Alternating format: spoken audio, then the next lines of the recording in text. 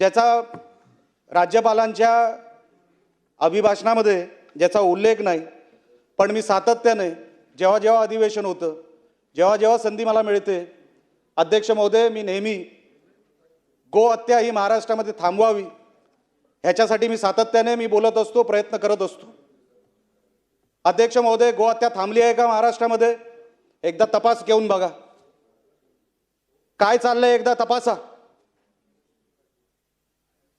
ह्याच सभागृहामध्ये बोलण्यात आलं होतं की जो हिस्ट्री शीटर भेटेल या गुन्ह्यामध्ये दुसऱ्यांदा जो गुन्हा त्याच गोहत्येच्या म्हणजे गोहत्ये संदर्भात जो कोण दुसऱ्यांदा गुन्हेगार सापडेल त्याच गुन्ह्यामध्ये सापडेल त्याला मोका लावण्यात येईल असं ह्याच सभागृहामध्ये सांगण्यात आलं होतं। तुम्ही साहेब अध्यक्ष महोदय कुठल्याही पोलीस स्टेशनमध्ये कोणालाही पाठवा, त्या पीआयशी बोला, आम्ही त्याला सांगतो अध्यक्ष महोदय हा दुसऱ्यांदा पकडला गेलाय, ह्याच्यावरती तुम्ही मोका का लावत नाही? हा सराईत गुन्हेगार आहे, हिस्ट्री शीटर आहे, गोहत्येमध्ये ह्याचा अनेक वेळेला नाव आलेलं आहे, तुम्ही ह्याला मोका का लावत नाही? अशी आम्हाला कसली ऑर्डर नाही आहेत असं सांगण्यात येतं। आपण गायींना वाचू शकत नाही, एक पण गाय का महाराष्ट्रामध्ये मारली जाते अध्यक्ष महोदय?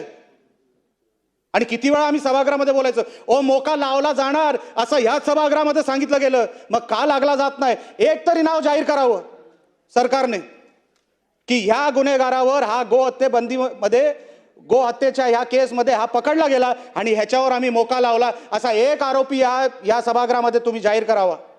माझी विनंती आहे सभागृहाला, आपण साहेब असं करणं योग्य नाही।